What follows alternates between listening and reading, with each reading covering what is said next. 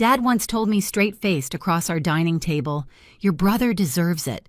The house, the cash, the entire family company, he handed it all to Ryan, like I'd never spent 15 years holding that place together. I walked away that night with nothing but my car and my pride. This morning, after 2 years of silence, my phone buzzed with a message from my mother. "Mortgages due. Can we talk?" I almost laughed. Until the second message appeared, because whatever they were hiding, whatever they were afraid of, had my name written all over it. My name is Cheryl, and for most of my life, I believed loyalty could fix anything family business, even the wounds you pretend don't hurt. I grew up in a quiet suburb outside Boston in a colonial house my grandfather built after turning a tiny garage operation into a respected construction business. People loved to say we were the picture of a hard-working American family. But inside those walls, everything revolved around one truth. Ryan, the youngest, the only son, was the chosen one. I learned that before I even understood the word favoritism. When I was 12, Dad had the company crews build Ryan a custom playhouse for his 5th birthday. That same year, I got a bookstore gift card and a cake from the grocery aisle. No one said it out loud, but the lesson was carved into the air. He mattered more. My mother brushed it off with her gentle voice, saying, "Dad just had traditional values." But those values followed me into high school, college, and every corner of the family business. While Ryan barely scraped through classes, I studied late, joined every leadership club I could, and built a path toward the company I hoped one day to help lead. I graduated with degrees in business and construction management. Ryan finally settled on an easy major after changing directions 3 times. When I joined the family business full-time, I thought Dad would finally see me. I arrived early, stayed late, and worked every department from estimating to project coordination. I knew the names of every foreman, every subcontractor, every administrative assistant. Meanwhile, Ryan was given a corner office, a title he never earned, and a company car he didn't even know how to maintain. I still believed results would speak for themselves. When a major medical complex fell behind schedule and Ryan conveniently took a 3-week vacation, I stepped in. I spent 6 weeks on site, 14 hours a day, reorganizing teams and negotiating with subcontractors. We finished 2 days early. The client shook my hand and said it wouldn't have happened without me. Dad overheard, nodded, and replied, "The Patterson men know how to deliver." The sting of that sentence stayed with me longer than it should have, but nothing prepared me for the night everything finally snapped. Mom invited us to dinner, saying Dad had an announcement. I remember arriving early, holding a bottle of Dad's favorite scotch, waiting for what I thought was the next chapter of my future. Instead, Dad lifted his glass, smiled proudly at Ryan, and said he was transferring the company, the house, and the family investments to the rightful heir. To me, he offered 3 months of severance in the company car I'd been driving. I walked out that night, heart-pounding pride barely holding me upright. I packed what I could into my trunk, drove to the airport before sunrise, and started over in Chicago. New city, new business, new life. I thought I'd close that chapter forever, but the text from my mother proved the past wasn't done with me yet. Chicago didn't welcome me gently, but it welcomed me honestly. No history, no shadows of my father's expectations, no reminders of the company I once bled for. Just a skyline sharp enough to cut through the bruises I carried from Boston. I rented a small, furnished apartment, hung up the one framed photo I kept of my grandfather standing beside his first truck, and told myself I was rebuilding, not escaping. Starting a consulting business in a city where no one knew my name was humbling. I cold-called developers, visited job sites in borrowed boots, and spent nights rewriting proposals that never got answered. But slowly, people noticed. A project manager from a mid-sized developer hired me to salvage a failing renovation. Then another client referred me. Then another. Within a year, I had a steady roster and 2 part-time assistants, women like me, who'd been overlooked in their old companies and were hungry to prove something. For the first time in my adult life, I felt seen for my work, not my last name. And then the emails from Boston started trickling in. The first came from Barbara, my parents' longtime neighbor. She wrote that the landscaping around my childhood home had gone wild, the lawn uncut, the shutters peeling. She mentioned my parents didn't renew their country club membership, something unthinkable for them. She said trucks from the family company no longer parked in the driveway. A quiet worry seeped through every sentence. I stared at her message for a long time before closing it. I didn't respond. A month later, I received a second email, this one from Martin, the head estimator who'd worked with my father for decades. Cheryl, I left the company today. Ryan fired Dolores and Jim, said they were too expensive. His note ended with, I thought you should know before things get worse. I deleted that one too, though my stomach twisted as I hit the key. But the messages kept coming. A former project manager told me contracts were falling apart. A subcontractor said payments were late. A developer warned the company was on the verge of being dropped from a major project due to quality issues. Every update chipped away at the version of the business my grandfather built and the version I had tried to save for so long. Still, I stayed silent. It wasn't my fire to put out anymore. And then came the night everything broke open. I had just finished reviewing a proposal in my Chicago office when my phone buzzed with a text from an unknown number. It was a blurry screenshot of a conversation between two former employees discussing unpaid wages and the possibility that the company might fold within weeks. Underneath the screenshot, the sender had typed, "Only, you should call your parents." I didn't. Instead, I sat in my dark office, city lights flickering against the glass, realizing something I hadn't let myself admit before the collapse I had once feared was already happening. And somewhere deep inside, beneath the hurt and the history, a part of me felt the first spark of something I hadn't felt in years. Leverage. The breaking point didn't arrive with a bang. It came quietly in the middle of a Tuesday morning while I was reviewing material schedules for a client.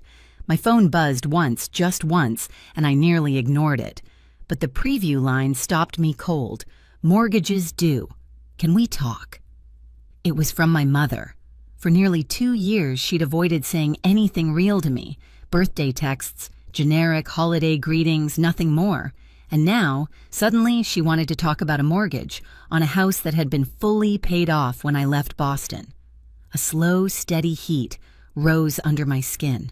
I set my tablet down, wiped my palms on my slacks, and reread the message. There was no apology, no acknowledgement of the night they handed everything to Ryan, just a plea wrapped in avoidance. I typed back before I could soften it. Ask your heir. I hit send. No hesitation. For the first time in my life, I didn't cushion the truth. The typing bubbles appeared immediately frantic and unsteady. Cheryl, please don't be like this. We're in trouble. Your father won't admit it, but the company, I silenced my phone.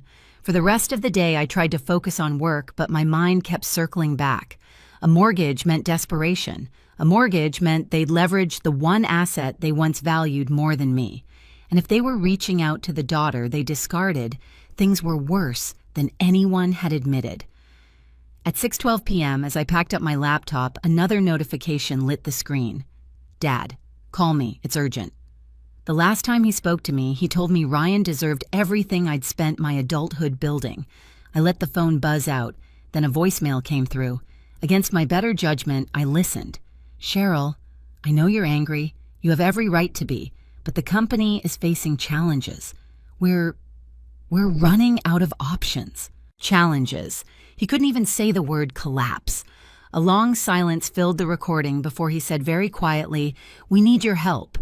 My throat tightened, not from sympathy, but from the shocking, surreal reversal of roles. He had never asked me for anything, not once. I had given and given and given, and he had taken every ounce of it for granted. Now he finally understood what it felt like to need someone who might not choose you back. I called him that night, not out of obligation, out of clarity. Before we say another word, I said I want everything on the table. Payments, bills, contracts, loans, all of it. If you want my help, I need to see the truth. He exhaled a sound more tired than I'd ever heard from him. Come home, he said. We'll show you everything. Home. Funny word. I didn't answer. I booked a flight for Friday, packed a small suitcase, and left my Chicago apartment before sunrise. Whatever waited for me in Boston, one thing was already clear. This time, I wouldn't be walking in as the daughter begging to be seen. I'd be walking in with the power they never believed I'd have. I landed in Boston just after noon, the winter air sharp enough to sting as I stepped outside. The city had always carried a heaviness for me, but this time it felt different, lighter somehow, because I wasn't returning as the overlooked daughter, desperate for approval. I was coming back as someone who no longer needed anything from them. I rented a car at the airport and drove the familiar route toward the suburbs. As the houses grew larger and more spaced apart, memories I'd buried rose uninvited. The smell of my mother's Sunday roast, the creak of the staircase. I wasn't allowed to run on my father's booming voice echoing through the halls whenever Ryan did something impressive like breathing. But nothing prepared me for the sight of the house itself. The shutters were chipped, the driveway cracked. The lawn, the same lawn my father once treated like a public monument, was patchy and brown. The absence of the company truck parked proudly out front was louder than any foreclosure notice could ever be. I stepped inside without knocking. The door wasn't even locked. The living room looked like an evidence board. Stacks of payments bills, loan statements, contractor disputes, and red-stamped warnings covered the coffee table. My mother sat on the couch, wringing her hands. My father stood pacing behind her, his shoulders hunched, his once commanding presence replaced with something smaller, something defeated. And Ryan, my brother, sat in the armchair, tanned from some trip. I was sure the company paid for scrolling on his phone like he'd been inconvenienced by needing to show up. Mom stood first. "Cheryl, honey, don't," I said, but not unkindly. "Not yet." Dad stopped pacing. "We appreciate you coming." Things escalated faster than expected. I walked to the table, set down my bag, and began sorting through the documents. The numbers were worse than I'd imagined: missed payments, penalties, piling on penalties, project delays so long they'd triggered breach of contract claims. "You mortgaged the house," I said quietly. Dad swallowed. "The company needed cash flow. Just temporary." "Is that what you told the bank?" I held up a notice stamped in bold red. "Because they don't seem to agree." Ryan finally looked up. "Can we not do this right now? Dad said you're here to help, not lecture." I turned toward him slowly. "You think this is a lecture?" His smirk faltered. I picked up another stack: expense summaries, travel charges, vendor statements. "Tell me, Ryan, did you think the company wouldn't notice dozens of personal trips billed as client development? The boat, the Florida condo, the resort weekends, What is this? Spa packages?" Ryan's jaw tightened. "I was building relationships. That's what a CEO does." "You weren't a CEO," I said. "You were a child handed a loaded weapon." Dad cleared his throat. "Cheryl?" "No," I said. "We're not softening this." Mom looked between us, her eyes full of the fear people get when they realize the consequences have finally caught up. I opened one more folder: loan statements Ryan had signed without understanding the interest terms or the repayment schedule. "These decisions didn't just drain the company," I said. "They drained your retirement. They jeopardized the incomes of 47 employees. And then when the house you chose over me fell into trouble, you contacted me because suddenly the daughter who didn't deserve it was useful again." Dad winced. "Cheryl, I know what I said, and I regret." "You don't get to apologize yet," I cut in. "We're not done." Ryan crossed his arms. "You always think you're so perfect. You don't know what it's like to run a company." I laughed, a short, sharp sound. "Ryan, I ran it for 15 years. You just took the credit." The room went silent. I sat down, folding my hands on the table. "Okay, let's get to why I'm actually here. Because I assume you didn't call me just to confess your mistakes." Dad sighed. "We need a restructuring plan. The bank is threatening legal action. Clients are leaving. We thought if you could return in a leadership capacity, maybe COO or CFO." "No," I said immediately. Mom blinked. "But sweetheart, no." I leaned forward. "I'm not coming back as an employee. I'm not putting my name and reputation on the line while Ryan keeps a title he never earned." Ryan scoffed. "Excuse me." "Quiet," I said, not raising my voice but making the air shift anyway. Dad's shoulders sagged. "What do you want, Cheryl?" "Finally, the real question. I want controlling interest," I said. "Majority ownership, full decision-making authority, operational, financial, strategic, everything." Ryan stood so fast the chair scraped. Absolutely not. This is my company. I tilted my head.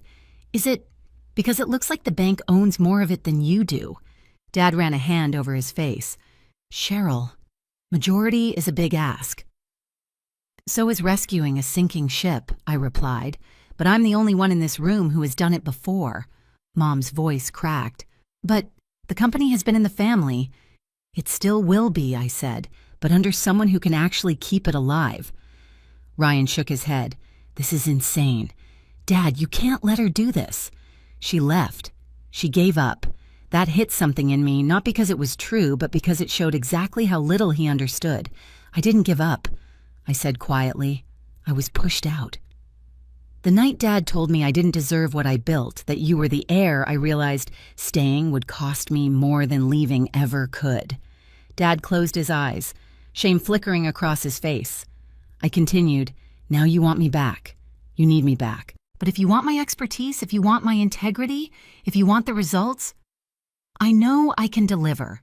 Then it comes with terms. Clear ones. Which are? Dad asked weakly. I counted them off with my fingers. 1, majority ownership. 2, Ryan steps down from any financial or operational authority. 3, I choose the leadership team. 4, complete transparency. Every payment, every bill, every contract. 5, you don't interfere. Not once. Ryan exploded. You're ruining everything. No, I said. I'm saving it. Something you were never willing to do. Mom covered her mouth. Dad stared at the table. Ryan paced like a cornered animal. Finally, Dad whispered, if we say no, then you lose the house, the company, and every employee who trusted you, I said calmly, and I walk away again. For good. A long, trembling silence filled the room. Then Dad reached for a pen. Mom squeezed her eyes shut in relief or maybe resignation. Ryan looked at me with something between hatred and fear, but it didn't matter. The documents sat on the table. Dad signed first. Mom followed her hand, shaking. When the pen slid toward Ryan, he hesitated. This isn't fair, he muttered. Neither was the last 15 years, I replied. He signed. And just like that, the power that had been denied to me my entire life shifted into my hands with a single stroke of ink. But signatures were the easy part. Now I had to save the company that broke me on my terms. Saving the company wasn't glamorous. It was early mornings on job sites where subcontractors eyed me with a mix of hope and disbelief. It was late nights in the office rebuilding systems Ryan had torn apart. It was phone calls with vendors I'd known for years asking them to give us one more chance with my name, not my father's, as the guarantee. I rehired the people who'd been pushed out. Martin returned first relief, softening the edges of his usual seriousness. Dolores came back 2 days later, hugging me so tightly I felt years of exhaustion leave my body. Together, we rebuilt from the inside out. Transparent budgets, realistic timelines, clean contract reviews, quality checks that didn't get waved away for convenience. Ryan stayed, but under limits he didn't like. Client relations only, no credit cards, no authority. Some days he sulked, some days he tried. All of it was noise I chose not to absorb. By month 4, the bleeding had stopped. By month 6, we were breaking even. By month 9, 2 clients returned cautious but willing to test the new management. When the first profitable quarter hit, my father called just to say, "You did it. No speeches, no excuses, just acknowledgement." My parents sold the house, settling into a smaller place closer to town. When I visited, they seemed lighter. Humbled, maybe. More aware of the world beyond tradition. As for me, I hired a seasoned executive to run Boston's day-to-day while I returned to Chicago. My office there felt different now, not like a hiding place, but a beginning I had chosen. One evening, looking out over the skyline, my phone buzzed. A message from Mom. "Thank you for saving our legacy." I typed back slowly. It was never about legacy. It was about finally doing what was right.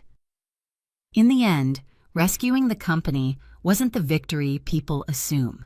The real win was reclaiming my place in a story that once tried to write me out.